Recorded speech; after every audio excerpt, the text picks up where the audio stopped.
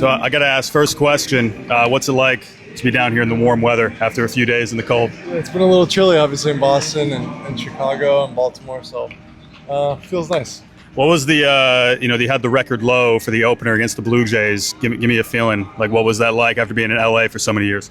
Yeah, a couple chilly ones for sure. I know there was some talk of trying to push it back a little bit, but it is what it is. It's the weather. Can't really control that. So you're a few starts in, a couple ups and downs, but looking great your last start. What changes do you felt like you made that really made the difference for you? Just getting some tempo back in the delivery, I think, is kind of the continual struggle for me, or the kind of linchpin and everything. So, I got a little tempo, got some aggressive throws in there, and worked out well. So, coming off of Tommy John, how's everything feeling? How you, what's the difference with you, feeling wise right now? Yeah, I mean, everything with the elbow is good. Obviously, having gone through this twice now, it all still piles up here and there, but medical staff here has been great and got me in a pretty good spot. Hey, best of luck to you. Appreciate you, my friend. A couple ups and downs here so far, but when you're looking at the advanced metrics with the barrel percentages looking pretty good, sweet spots looking pretty good, how are you feeling right now? Just like, what are you just trying to find something just to fall through, or what are you looking for? Yeah, I'm feeling really good now that we're in some hot weather. But yeah, I feel like every at bat has been progressively getting better. I feel like the last week I've been making a lot better contact, which is a good sign. Missing a lot of pitches in the middle of the zone though. You can't work around that as a middle of the order hitter. When you're fouling those pitches off and then get behind in counts. It's just not a recipe for success. So I think I just need to clean up hitting the pitches I'm supposed to, and when I do, respectfully, I think I'll have a really good chance. Against any caliber of pitching. Well, in previous years, you have gotten off to some slow starts, but then you end up having some very good numbers by the end of the year. What are some things that you've done in the past to kind of help you get through those little slumps? Yeah, I mean, you never like to approach the season like on a bad note or, get off to the wrong start. Especially, on this team, we got so many expectations, a lot of good players and stuff, but I think everybody's just in my corner. I mean, all my teammates, they're instilling the confidence in me that, we're going to get through this together. They've been trying to help me, coaches included, all the staff, really. So just to feel the support of, the whole organization feels good. But yeah, ultimately it's about putting together good at-bats. It's about having results and, it's going to start with what I talked to you about before, just hitting the mistakes, swinging at strikes, and letting go of balls, as simple as it sounds. Yeah, absolutely. So one more before I let you go. The Netflix documentary, it's been a big hit among the Red Sox community, among the Red Sox fans.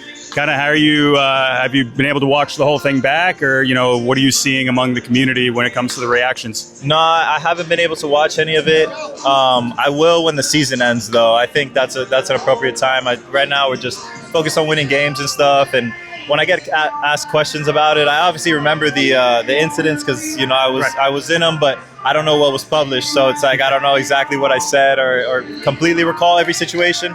But I've been getting a lot of good feedback, from people in the staff that have watched it. A lot of the media, they've all watched it and asked me some questions about it. But really, I'm looking forward to everybody getting a perspective of what it's like to play full major league season. So I think there's a lot of ups and downs, a lot of things that we go through, but most of all, it's the preparation that we put in on a daily basis to put ourselves in a good position to succeed, whether we do or not.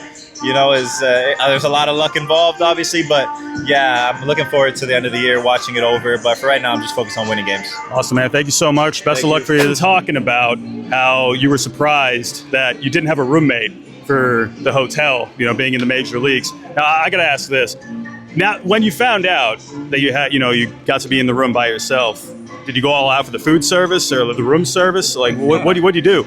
No, I actually didn't do anything crazy. I was just curious when we got to Mexico who my roommate was because that was something we had in the minor leagues. Every place you went, you had a roommate or a guy you're always with, closest friend or whatever. And I didn't know that. So I found out for the first time that we didn't. And, I just spent the night getting ready for the next day. That was really it. I'm not gonna lie, I was kind of hoping it would be like a Home Alone kind of a thing where he went all out. Yeah. I gotta ask you, man. It's been a wild ride for you for the last couple of years. Georgia Tech, literally 2 years ago. Now that you've been up to the majors for the last 2.5 weeks or so, what is the biggest thing that you've learned so far? Since coming up here. Really just routine and trying to stay consistent as possible. Learning yourself is the key. Learning what makes you ready for the game, that gets you ready each and every day. And having a plan when it comes to coming up to bat, playing defense, getting ready for the game.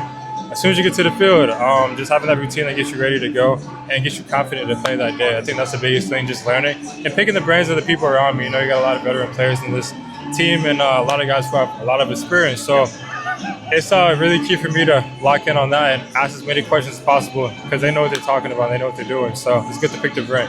Yeah, for sure. And one more before I let you go. You know, your family obviously coming to Texas for the opener. What's that whole experience been like? You know, just seeing all the positivity with your debut and everything. What's just been the whole reaction from your family over the last couple of weeks? It's been super exciting. They've been super excited for me. They come see me whenever they can. They were there for the opener, and they made it to Boston for that season opener too. So I was really happy about that. And you know, it's a big deal just knowing someone's there always to support you. And the Red Sox have been really good to my family and taking care of them whenever it comes to anything. So I'm really grateful for that. And to be in this organization full of great people means a lot. So wouldn't trade it for anything in the world. I mean, it's always something I've thought about my whole life. I just didn't know when it would happen. And it happened fast, but like I said, the process has been easy. They've made it really easy for me. And the transition's been really easy also. So can't thank the Red Sox enough for making it this way for me. Awesome, man. Thank you so much for the time. I appreciate you.